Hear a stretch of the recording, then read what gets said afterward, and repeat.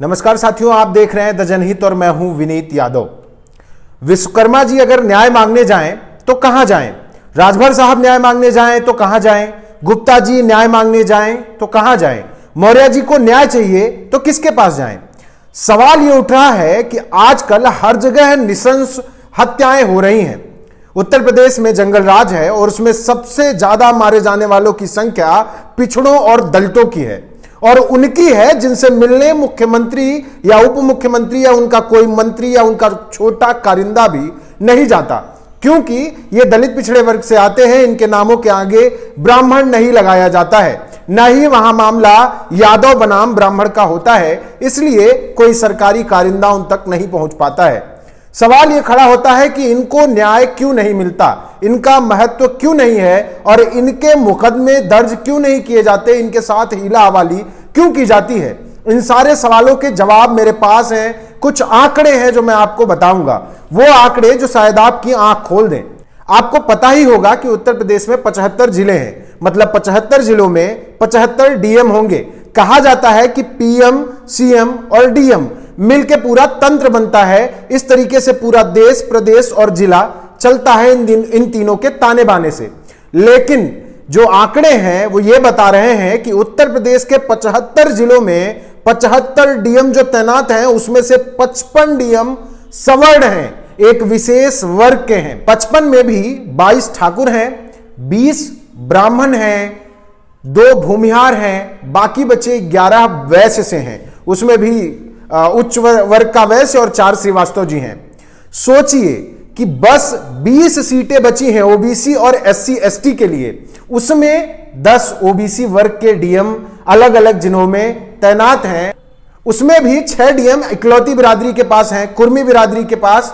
बाकी 4 डीएम जो ओबीसी वर्ग से हैं वो एक जाट हैं, एक गुर्जर, एक लोध और एक बंजारा। मतलब विश्वकर्मा जी, गुप्ता जी, मौर्य जी, इनकी तरफ से कोई भी डीएम नहीं है। यादव जी को अगर न्याय चाहिए कहां मांगने जाएं उनको नहीं पता। उत्तर प्रदेश जैसे राज्य में मुझे यह कहने में कोई गुरेज नहीं है कि जातियां देखकर ही यह तय किया जाता है कि मुख्यमंत्री कहां जाएगा, उप मुख्यमंत्री कहां जाएगा, किसके लिए न्याय की आवाज उठानी है, किसके लिए अखिल भारतीय हिंदू महासभा न्याय मांगेगी और किसको अपनी न्याय वाली दृष्टि से दूर रखेगी। लेकिन ये तमाम बिरादरियां जिसकी मैंने शुरुआत में बात की, उनकी हिस्सेदारी लगभग ना के बराबर है, या कह लीजिए कि डीएम की पोस्ट पे शून्य है। दलित और पिछड़ों का हिस्सा, अभी जातिवार जनगणना की रिपोर्ट आई है बिहार में, उससे साफ दिख रहा है कि तकरीबन 85% है।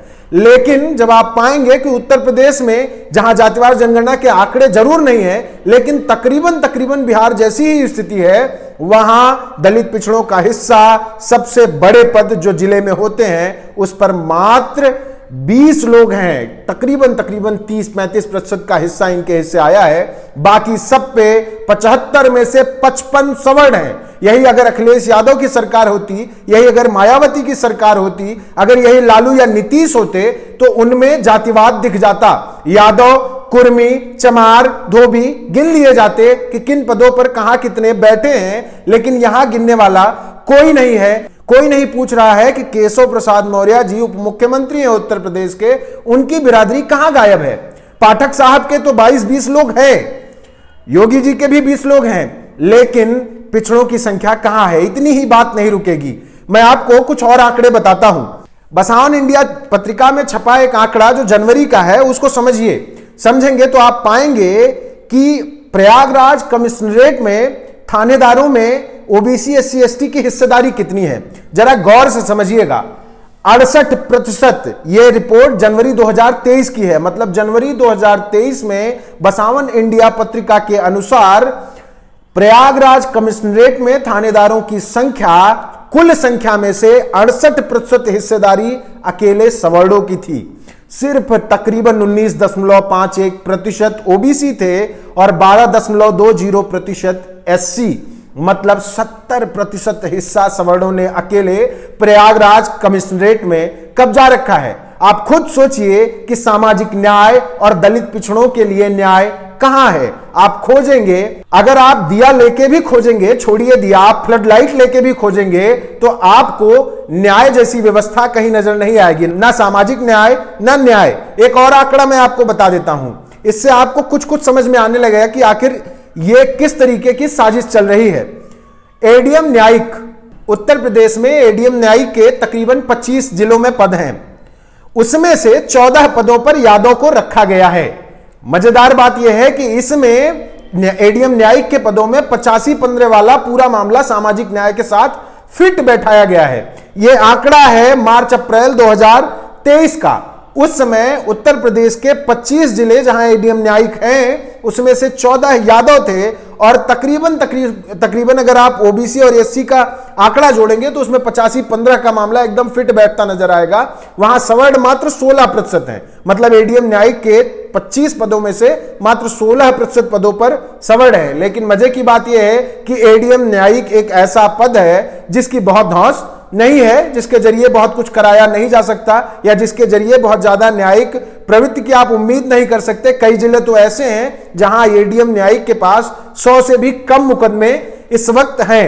मतलब आप समझिए कि दलित पिछड़ों की संख्या तमाम उन जगहों पर जहां न्याय, जहां कानून, जहां स्थिति और यथास्थिति की जांच होती है, जहां लोग उम्मीद लगा के जा सकते हैं, वहां क्या है। अगर यही उत्तर प्रदेश में किसी और की सरकार होती, अखिलेश यादव, मुलायम सिंह यादव या मायावती की सरकार होती, तो जातिवाद दिखता, जाति खोजी जाती और बताया जाता, फर्जी आंकड़े जारी किए जाते कि 86 में से 56 एसडीएम हो गए। और वो भूत तब भी पीछा नहीं छोड़ता जब सत्ता में खुद सामंती लोग आकर बैठ जाते और वो सदन में तब भी दावा करते कि 46 में 56 यादव एसडीएम हो गए थे।